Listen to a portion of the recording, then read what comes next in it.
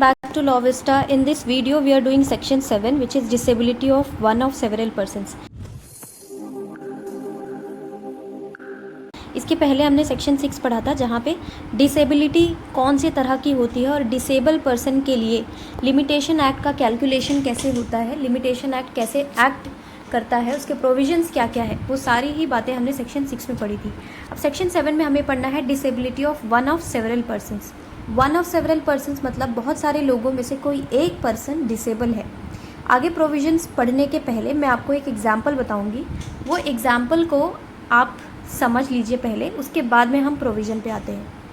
For example के A, B और C, A B C are brothers. इनकी एक प्रॉपर्टी है, वो प्रॉपर्टी के ये जॉइंट ओनर्स हैं, यानी ए और बी तीनों का इक्वल शेयर है. वो प्रॉपर्टी एक एक्स पर्सन को रेंट पे दी हुई है. एक्स पर्सन इस प्रॉपर्टी पे रेंट पे रहता है और एक्स की क्या ड्यूटी है ए बी सी के टुवर्ड्स, कि वो टाइमली पेमेंट करेगा, रेंट का टाइमली पेमेंट करेगा. अब क्या होता है, यहाँ पे जो सी पर्सन है वो माइनर है, सी पर्सन इज़ माइनर. एक्स क्या करता है, रेंट का पेमेंट नहीं करता, एक्स डिफ़ॉल्ट करता है रेंट पे करने के लिए. अब ए, बी और सी ये तीनों के पास जॉइंटली कौन सा राइट है एक्स के अगेंस्ट में सूट फाइल करने का. सूट किस लिए, suit for the recovery of rent. A, B और सी ये तीनों के पास में राइट है, जॉइंटली राइट है एक्स के अगेंस्ट में सूट फाइल करने का. अब यहाँ पर इन दिस सिचुएशन जो सी पर्सन है वो माइनर है, यानी कि वो लीगली डिसेबल है. अब वो लीगली डिसेबल है तो कोई भी प्रोसीडिंग में वो नहीं जा सकता. हमने देखा है minor person can not institute a suit, but यहाँ पे तो उसका राइट है, जॉइंटली ही is entitled to institute a suit against X. ऐसी सिचुएशन में क्या होगा, अगर सी का कॉन्करेंस मतलब सी को साथ में लेकर जो काम करना है, यानी एक्स के अगेंस्ट में सूट फाइल करना है, अगर सी को साथ में लिए बगैर सूट फाइल हो सकता है तो क्या होगा, सूट के लिए जो लिमिटेशन पीरियड का टाइम है वो रन करना शुरू हो जाएगा. और अगर सी को साथ में लिए बगैर ए और बी प्रोसीड नहीं कर सकते हैं तो जो लिमिटेशन का पीरियड है वो काम नहीं करेगा.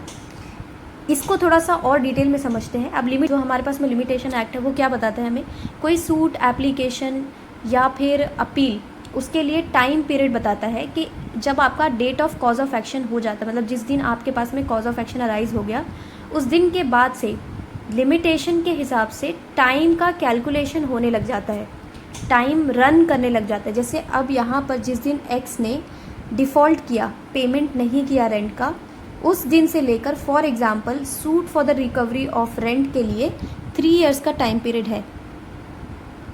तो जिस दिन एक्स ने डिफ़ॉल्ट किया, रेंट का पेमेंट नहीं किया, उस दिन से 3 इयर्स का जो टाइम पीरियड है उसका कैलकुलेशन शुरू हो जाता है.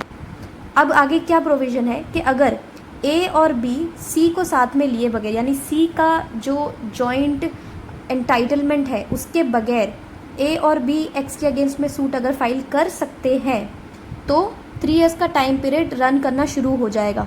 ये कौन सी सिचुएशन में हो सकता है कि फॉर एग्जांपल ए पर्सन कर्ता ऑफ द फैमिली है, यानी हिंदू अनडिवाइडेड फैमिली में जो कर्ता होता है उसके पास में राइट्स होते हैं बाकी फैमिली मेम्बर्स के बिहाफ में कोई एक्ट करने के लिए. अब अगर ए कर्ता होगा फैमिली का तो ए के पास में ये राइट आ जाता है कि वो सी को लिए बगैर ही सूट इंस्टीट्यूट कर ले. तो ऐसे सिचुएशन में सी का कॉन्करेंस नहीं लगेगा और टाइम पीरियड चलते रहेगा. मतलब क्या हो जाएगा ऐसे केस में कि विद इन 3 इयर्स ए और बी को सूट इंस्टीट्यूट करना पड़ेगा एक्स के अगेंस्ट में. बट ऐसी सिचुएशन जहाँ पे सी का कॉन्करेंस ज़रूरी है, अब जैसा हमने देखा कि सी का कॉन्करेंस अगर ज़रूरी है तो सी को साथ में आना पड़ेगा, यानी सी इज़ जॉइंटली एंटाइटल्ड ना, तो सी को भी साथ में आना पड़ेगा. और इस सिचुएशन में ए और बी भी उसका मतलब उसके बिहाफ में जाके वो काम नहीं कर सकते हैं. पहली सिचुएशन में हमने देखा कि ए करता है. अब समझ लेते हैं कि ए अगर करता नहीं है फैमिली का, ए बी सी तीनों फैमिली मेम्बर्स हैं, तो ऐसे केस में जो टाइम पीरियड है 3 इयर्स का टाइम पीरियड है उसका कैलकुलेशन, यानी जो टाइम पीरियड रन करता है उसकी रनिंग रुक जाएगी, टाइम रन करना बंद कर देगा तब तक जब तक कि सी की डिसेबिलिटी ख़त्म नहीं हो जाती, या तो ए और बी में से कोई एक पर्सन सी के लिए कॉन्करेंस देने के लिए एलिजिबल हो जाए. ये दो सिचुएशन जब तक नहीं होगी तब तक के ये जो टाइम पीरियड है इसका जो कैलकुलेशन है according to the limitation act वो शुरू नहीं होगा। वंस सी इज़ मेजर, एक बार अगर सी 18 का हो जाता है या फिर ए और बी में से कोई सी के कॉन्करेंस देने के लिए एलिजिबल हो जाए तो उस दिन से 3 इयर्स का टाइम पीरियड का कैलकुलेशन शुरू हो जाएगा। आई होप कि एग्जाम्पल यहाँ तक क्लियर है। अब प्रोविज़न पढ़ते हैं। जब one of several persons jointly entitle to institute a suit, जैसे हमने ऊपर देखा, जब बहुत सारे लोग, एक से ज़्यादा लोग किसी एक सूट को इंस्टीट्यूट करने के लिए एंटाइटल्ड होते हैं और make an application for the execution of decree. Application किस लिए है? एग्जीक्यूशन ऑफ डिक्री की। यहाँ पे दो प्रोसीडिंग्स की बात हो रही है, सूट है और एप्लीकेशन है। Application is for the execution of decree under any such disability. तो कोई एक पर्सन किसी डिसेबिलिटी में है and discharge can be given without the concurrence of such person. अब यहाँ पे जो डिस्चार्ज वर्ड है उसका मतलब मैं आपको एक्सप्लेन करती हूँ। डिस्चार्ज का मतलब क्या होगा कि ये जो एक्स की लाइबिलिटी है towards the A B and C, X की क्या लाइबिलिटी है? पेमेंट करना है उसको रेंट का। इसकी लाइबिलिटी से डिस्चार्ज जब वो होगा, and a discharge can be given without the concurrence of such person.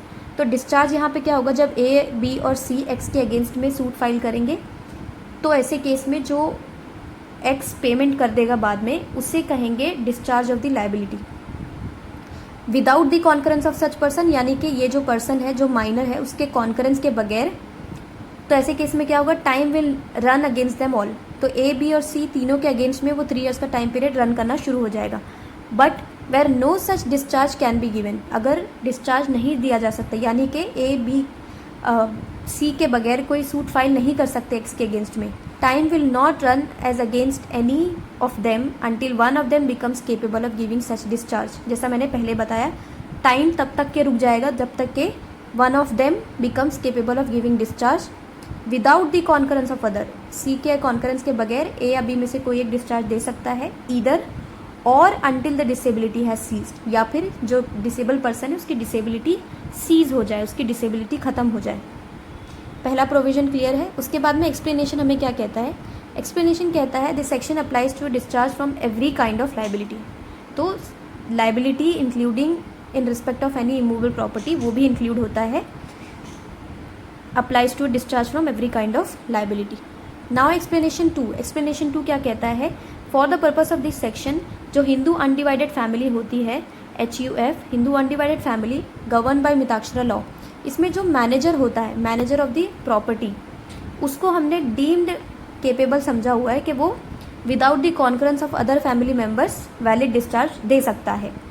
But यहाँ पे कंडीशन क्या है कि उसके पास में प्रॉपर्टी का मैनेजमेंट होना चाहिए। अगर वो मैनेजर है but he is not in the management of the property तो उसे हम डीम्ड केपेबल नहीं समझेंगे अंडर सेक्शन 7। तो सेक्शन 7 में हमें क्या बताया गया कि अगर बहुत सारे लोग हैं जो एंटाइटल्ड है जॉइंटली किसी सूट को इंस्टीट्यूट करने के लिए या कोई ऐसा एप्लीकेशन लगाने के लिए जिस एक्शन है application for the execution of decree, और इस केस में कोई एक पर्सन लीगली डिसेबल है, तो time will run against them all अगर without the concurrence of disable person valid discharge दिया जा सकता है तो, और time will not run against them all अगर कॉन्करेंस नहीं दिया जा सकता है। और कब से शुरू होगा? जब से पर्सन की डिसेबिलिटी ख़त्म नहीं हो जाती या फिर कोई एक पर्सन केपेबल नहीं हो जाता है वैलिड डिस्चार्ज देने के लिए without the concurrence of disable person.